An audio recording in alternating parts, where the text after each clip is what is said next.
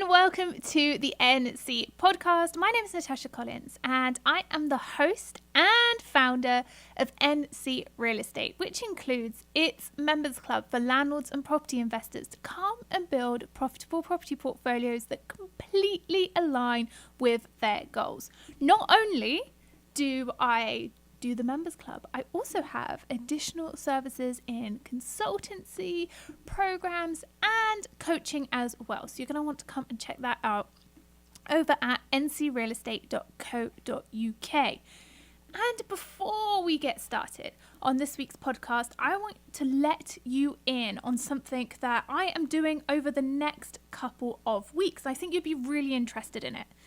So on Monday the 21st of September at 7 p.m. UK time, I'm hosting a webinar called Buying a Deal in a Seemingly Inflated Market, How to Hit Your Goal to Buy Another Property Before the Year is Out. If that is for you and you're looking to buy another property before the end of this year, 2020, I'm going to put a link to join that webinar in the show notes of this podcast, and you are going to want to check it out. All of my webinars are so much fun. Honestly, it's pure educational resources that you can take away and do something with. We have a lot of fun. You're allowed to ask questions. We are going to have the best time. So again, if you want to come and join that webinar, Buying a Deal in a Seemingly Inflated Market, click the link below. You need to register so that I can send you the details of how to join. Again, it's going to be so much fun. And if you're coming, I cannot wait to see you there. So let's get into today's podcast. And it's very similar to the webinar idea, and the webinar is actually going to be an extension of this podcast. So I want you to listen to this pod and then think, oh, actually, Natasha, I'm going to come and join you in the webinar to get a little bit more information on this. So today I'm talking about, can you buy a property investment deal right now? So I'm sure you have seen across social media, the news you read, that the housing market in the UK is going through a boom.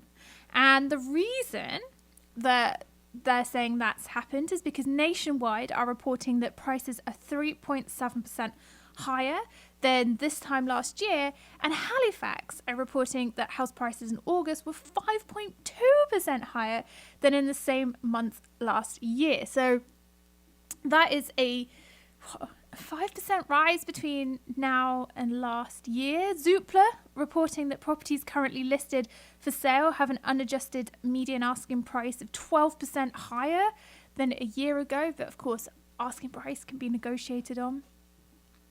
So that's kind of one warning sign within the market that I see a lot of investors going, oh my gosh, I would not invest right now. There is no way. The market is too high. It really isn't for me. I'm going to wait until there is a crash next year. Now, estimates, and this is me gathering all of the research and information and data, because you guys, if you know me by now, you know that that is the sort of thing that I love to do. Estimates are saying that in 2021, house prices could fall between 3% to 13%. And the reason for this hike and then this fall is because at the moment there are incentives to buy property. We've got the stamp duty cut, we have seemingly lower interest rates, seemingly larger options for the types of mortgage that we can have. And obviously the market was closed during COVID. From May to June, there wasn't really any activity at all, to the extent where we've had unprecedented things happening in the market where there's no reporting. Land Registry are not reporting their data, or they weren't during this time. Rightmove weren't reporting this data during this time. And the reason being is that transactions were so low that they couldn't really give any accurate data on where house prices were. And houses that were completing, or properties that were completing, had probably been agreed pre-pandemic. So this was just buyers had gotten too far, or they thought, you know what, it's fine, and they wanted to keep on moving forward, which I don't see any problem with. I know there were people who were pulling out, but, if you think about it, it probably was still a good idea to move forward, providing you weren't asking for stupid amounts of money. The market fluctuates. It's what being in the property investment industry is all about. So after that period of time, the market opens, people can leave their houses again, and during that period, people have had time to think about what they want from their homes. I mean, we had a luxury or non-luxury of being in our house for months on end, thinking about the things that we liked, or for some people, just thinking about the stuff that they absolutely hated and wanted to change ASAP.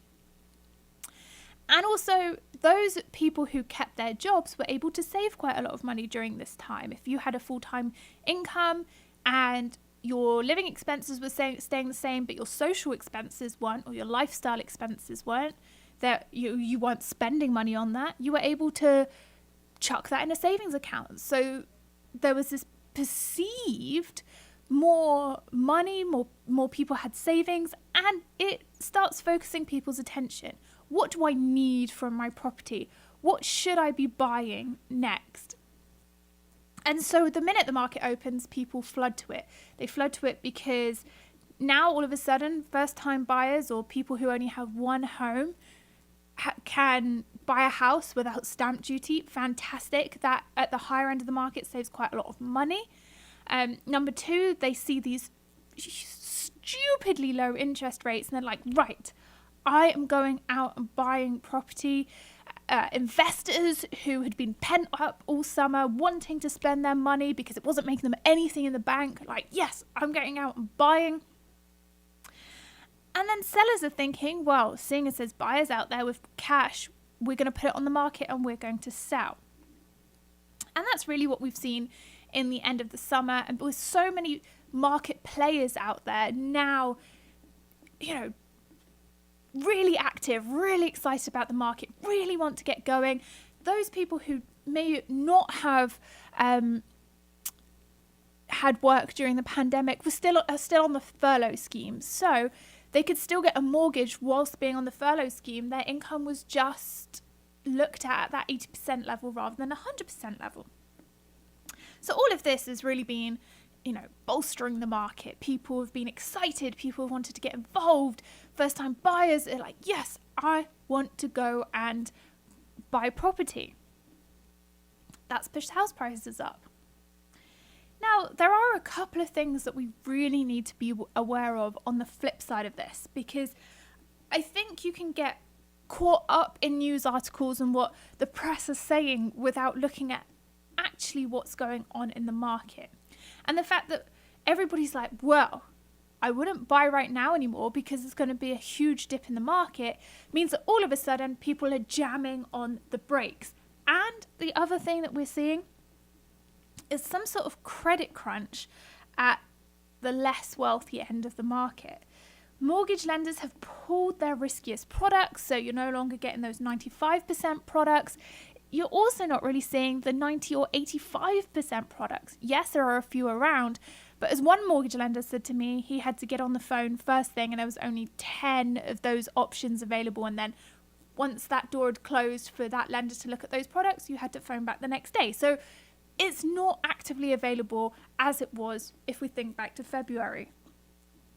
And they've raised borrowing rates if they are lending at the riskier end of the market, so those higher loan to values. And they've tightened up lending criteria because after all, they want to make sure that you can afford this going into the future. They're not going to lend to someone who's at risk of losing their job. So now they need that confidence, that reassurance that that person that they're lending to is still going to have their job in 6 months' time. And so thinking about that, we then have to start looking at a balance of the market, right? So we've got this lower end who are super excited to go out and get a brand new house. We've got more money because we don't have to pay stamp duty, so we can put that onto the market. But hold up. Oh, I don't know if my job's guaranteed. And okay, I don't know if a lender's even going to lend to me. then they start pulling back because it actually doesn't become an option for them to be able to buy on the salary that they're on with the money in the bank because they've only saved up a 5 to 10% deposit. Whereas at the higher end of the market, those buyers who maybe are selling, a medium-sized family home who can upsize, and they're upsizing and they're saving all of that money on stamp duty. They've got a lot of equity, so they've got the less risky mortgages. They've got the 50% loan to value. They're thinking, wow, interest rates are cheap.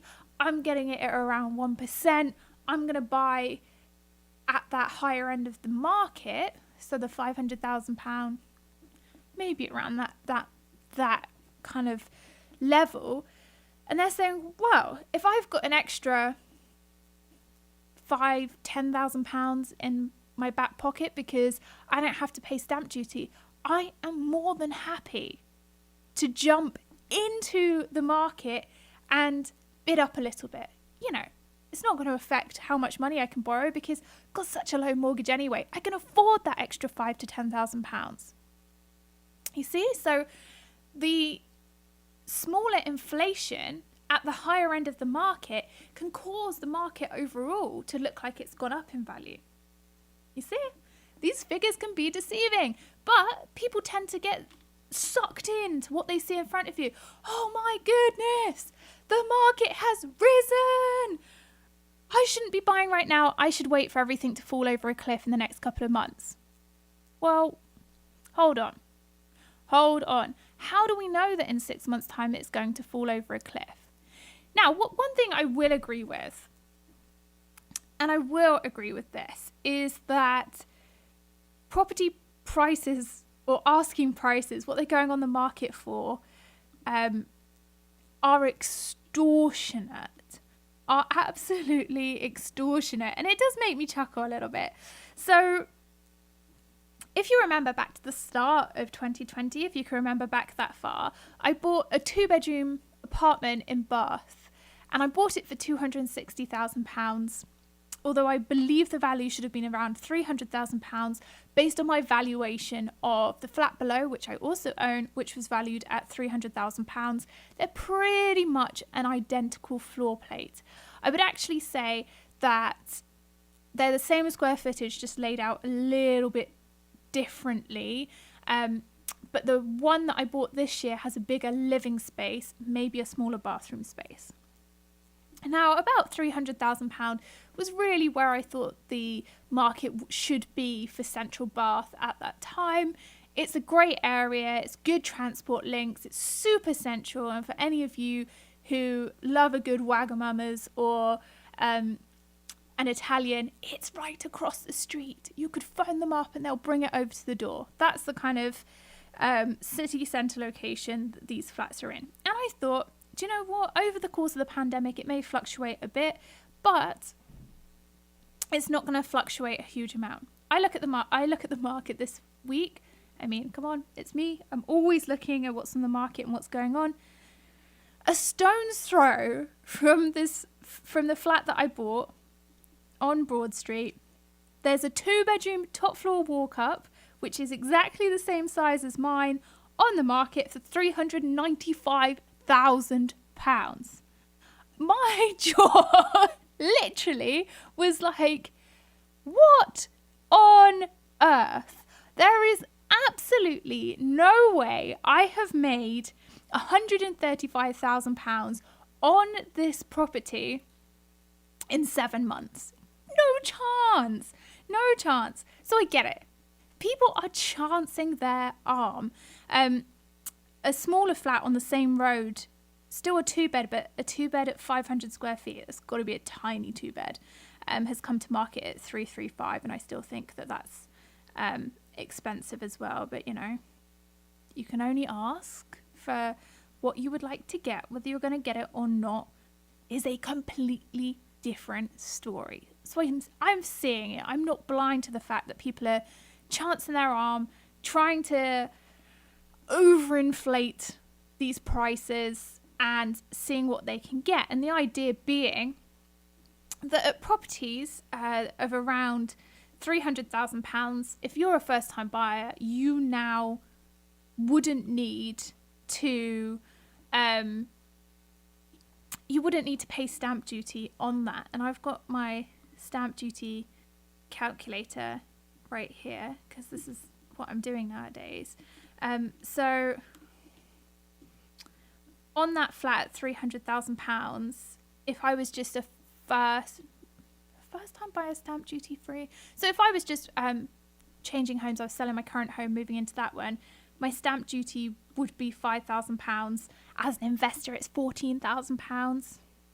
Well, it would have been £14,000, but now, if you're moving into that flat, you wouldn't have to pay the stamp duty.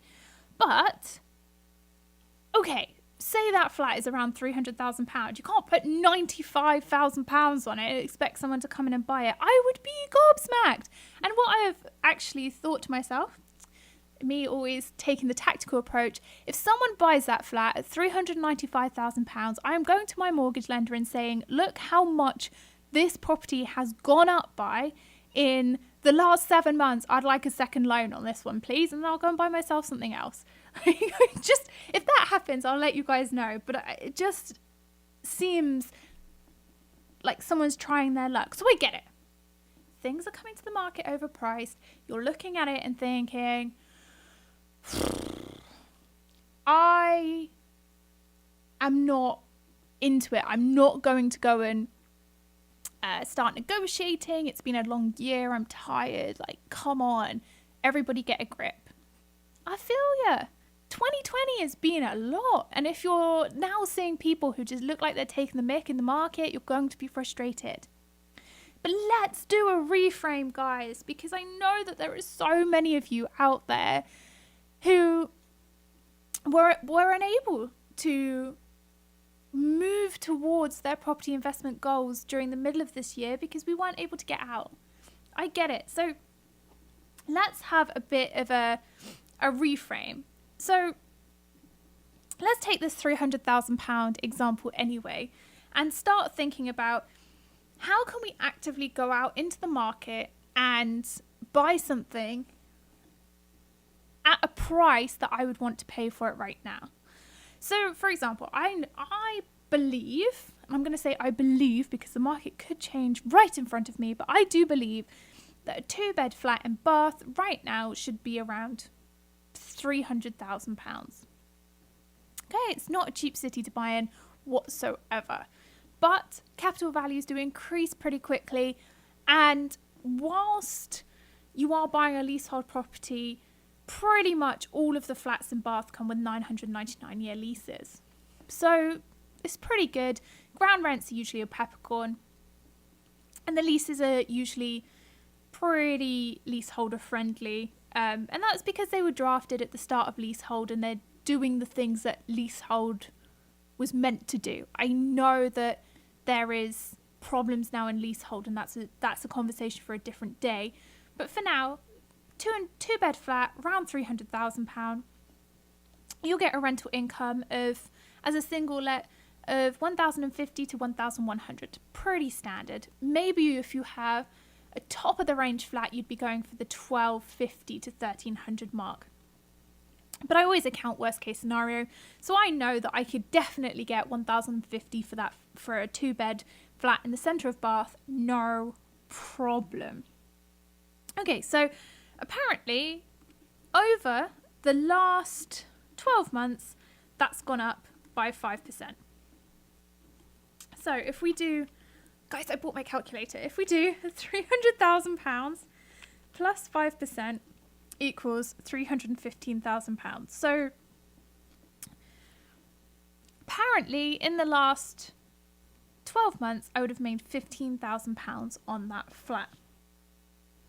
Roughly, if it's gone up by that amount of money. Now, then we're also being told that property prices could fall by 13%. So minus 13% means that actually that value is at around £274,050.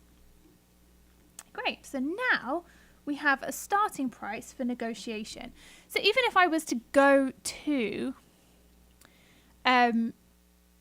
I was to go to an viewing on a property that was worth, they're asking 335. I would still go with the mindset that I was going to try and get that below 300,000. And then, worst case scenario next year. And by the way, we don't know, for sure what's going to happen with the market. I am crystal ball thinking right now. So come with me for the ride. So say, we've gone up 5%. So 300,000 plus 5%. We've now dropped 13%. So we're at £274,050. Fantastic. I know that supposedly worst case scenario comes true with the estimates. My property would be worth £274,000. This is taking UK-wide estimates. It will be different area on area. Okay, so that's roughly where I want to get. Property prices on average grow between around 2 to 3% per year. More if we're in a boom, but plus 2%.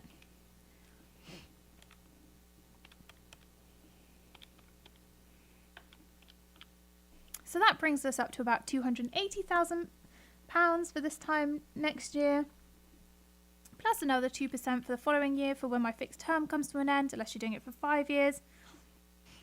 Means that roughly I should be trying to get this flat for anywhere around £285,000. Does that make sense?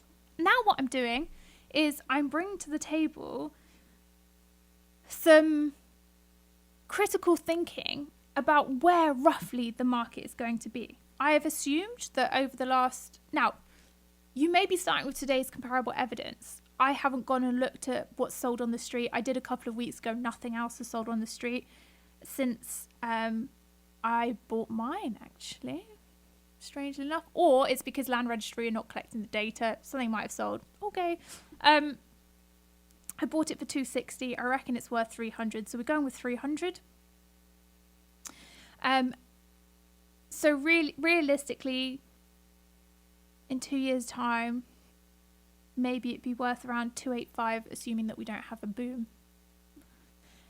I'm just giving you some thoughts of how you can think about logically entering into a market that, yeah, it looks inflated because people are putting things on the market that's too high and offering at a reasonable price.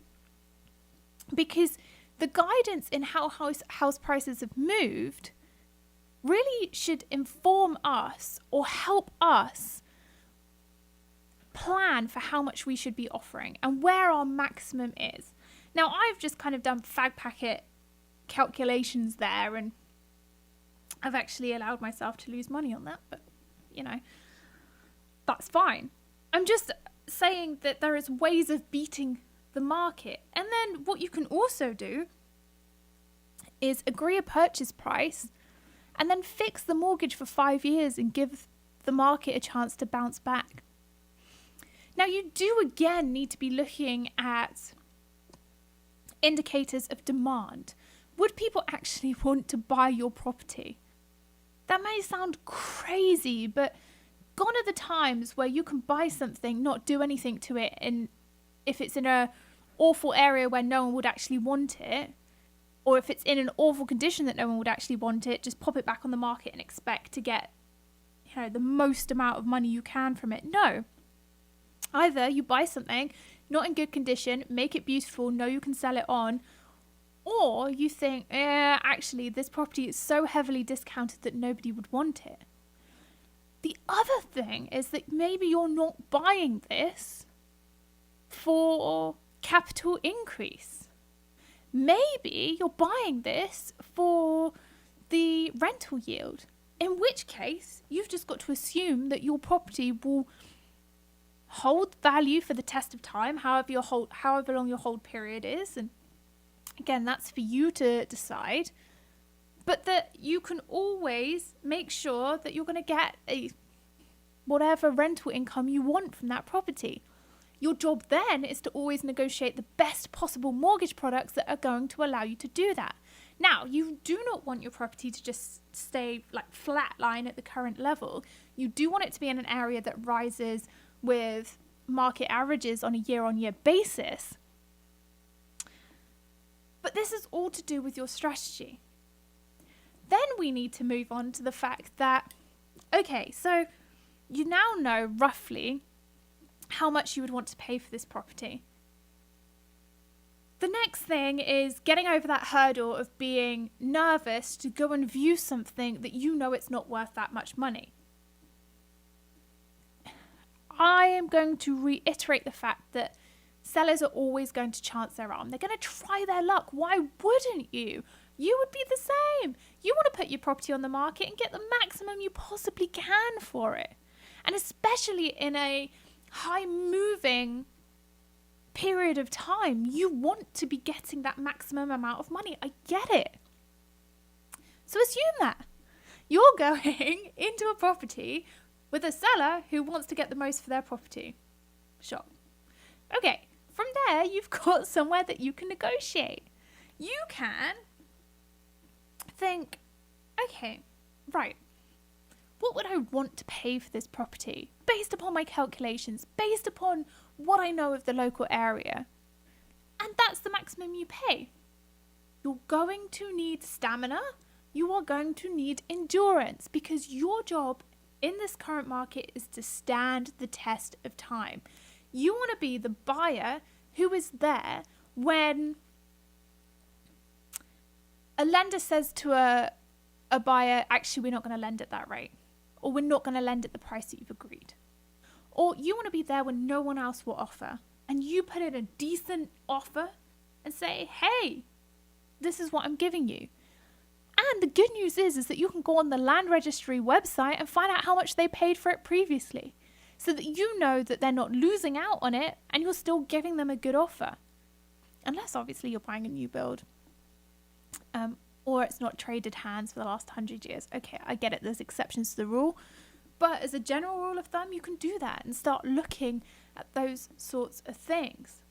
And then also remember that provided you're doing your stress test, right, on the rental income that you would bring in, and providing you're buying a property that tenants would desperately want to live in, or when I say desperately, they would love to live in. You know, you've got nice space for live, work, play, if that's what they need to do. I know that England is going back into some sort of lockdown. I get it. So people are looking for that live, work, play space rather than these small, cramped, tiny spaces.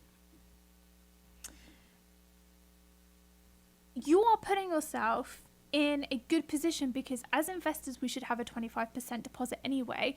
So that brings us out of that really high risk mortgage product range. And if we can get over the stress tests and we can afford to pay for this property, we're actually in a really strong position. Really, really strong position. So that actually puts you better placed to be able to offer a pretty decent offer and still get yourself a deal.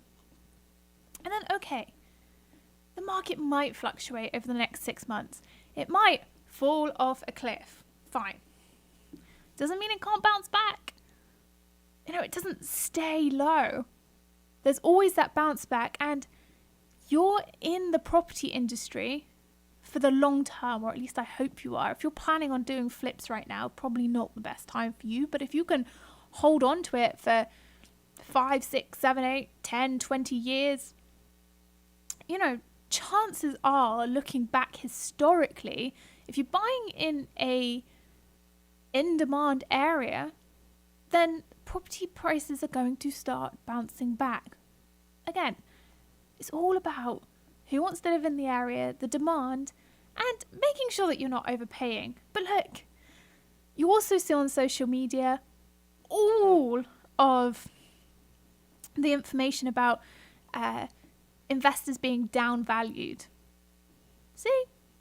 Lenders will not let you borrow or agree a price that's over where they think the market is at right now. And they are going to tell you that, and you are not going to get lending on it. So with that information as well, you can then go back and negotiate on it. You know, everything is open for negotiation.